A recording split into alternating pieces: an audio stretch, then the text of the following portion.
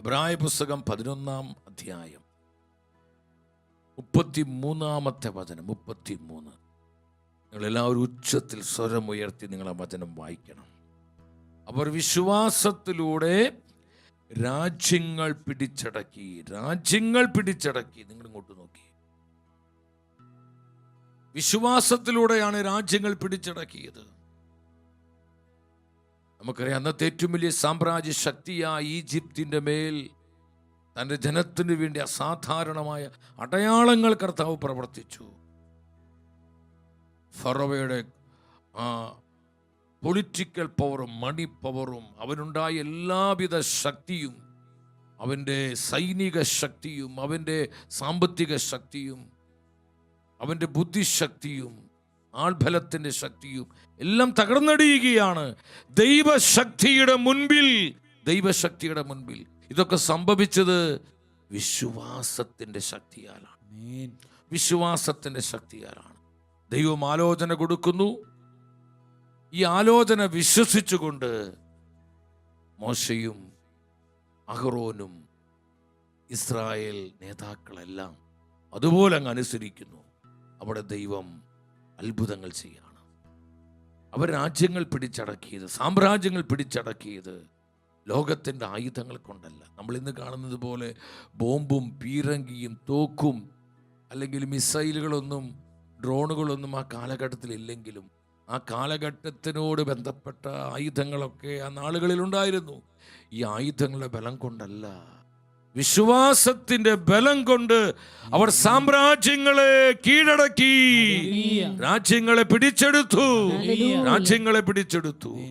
By faith, വിശ്വാസത്താൽ. എല്ലാവരും ഉച്ചത്തിൽ പറഞ്ഞ് വിശ്വാസത്താൽ.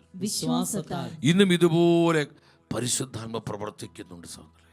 വെറും ഒരു സാധാരണക്കാരനായ പാട്രിക് എന്ന ഒരു ചെറുപ്പക്കാരൻ, അദ്ദേഹം കർത്താവിൻ്റെ മിഷണറി ആയിരുന്നു.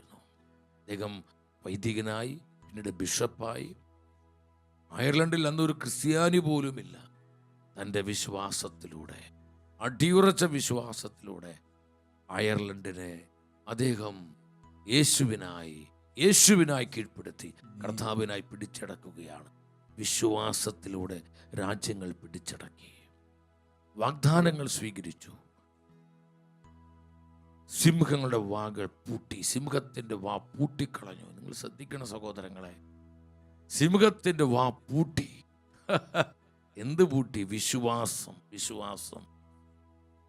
ദാനിയേൽ പ്രവചനം 6-ാം അധ്യായത്തിലോട്ട് വരുമ്പോൾ പ്രവാചകനായ ദാനിയേലിനെ കുറിച്ചുള്ള തിരുവചനമാണ്. അവിടെ 16-ഉം 17-ഉം വചനങ്ങൾ നിങ്ങൾ ശ്രദ്ധിക്കണം. രാജാവ് കൽപ്പിച്ചതനുസരിച്ച് ദാനിയേലിനെ കൊണ്ടുവന്ന് സിംഹങ്ങളുടെ കുഴിയിലേക്ക് എറിഞ്ഞു. രാജാവ് ദാനിയേലിനോട് പറഞ്ഞു, നീ നിരന്തരം സേവിക്കുന്ന നിന്റെ ദൈവം നിന്നെ രക്ഷിക്കട്ടെ. സിംഹങ്ങളുടെ കുഴിയിലേക്ക് എറിയുക സഹോദരങ്ങളെ. അവിടെ എന്താ സംഭവിച്ചത്? ദാനിയേലിനെ കുറിച്ചുള്ള വിധിക്ക് മാറ്റം വരാതിരിക്കാൻ കുഴി ഒരു കല്ലുകൊണ്ട് അടയ്ക്കുകയും രാജാവിൻ്റെയും പ്രഭുക്കന്മാരുടെയും മോതിരങ്ങൾ കൊണ്ട് അതിനെ മുദ്ര വയ്ക്കുകയും ചെയ്തു. സ്ഥിരീകരിക്കുകയാണ്, നീ ആർക്കും ആ കല്ലെടുത്ത് മാറ്റാൻ പറ്റില്ല, അത് രാജ്യദ്രോഹ കുറ്റമാണ് എന്ന് പറഞ്ഞാൽ മാനുഷികമായ ഒരു സാധ്യത കൊണ്ടും ദാനിയേൽ രക്ഷപ്പെടാൻ പറ്റാത്ത വിധത്തിൽ സകല പഴുതുകളും അവർ അടച്ചു കളയുകയാണ്. ഒരു മനുഷ്യനും ഇനി ദാനിയേലിനെ രക്ഷിക്കാൻ പറ്റില്ല ഈ സിംഹക്കുഴിയിൽ നിന്ന്. ഇവിടെയാണ് വിശ്വാസത്തിന്റെ ശക്തി മനസ്സിലാക്കേണ്ടത്. ആ സിംഹക്കുഴിയിൽ കിടന്ന് ദാനിയേൽ പ്രാർത്ഥിക്കുന്നുണ്ട് സഹോദരൻ. നിങ്ങൾ 6-ാം അധ്യായം 21, 22, 23 വചനങ്ങൾ ശ്രദ്ധിക്കണം. രാജാവ് പിറ്റേ ദിവസം വന്ന് ചോദിച്ചു, ദാനിയേലും നിന്റെ ദൈവം നിന്നെ സംരക്ഷിച്ചോ? ദാനിയേൽ രാജാവിനോട് പറഞ്ഞു, രാജാവ് നീണാൾ വാഴട്ടെ. തൻ്റെ മുൻപിൽ, എൻ്റെ കർത്താവിൻ്റെ മുൻപിൽ ഞാൻ കുറ്റമറ്റവനാണെന്ന് കണ്ടതിനാൽ എൻ്റെ ദൈവം ദൂതനെ അയച്ച് സിംഹങ്ങളുടെ വാ അടച്ചു. സിംഹങ്ങളുടെ വാ പൂട്ടി എന്ന് വചനം പറയുന്നു.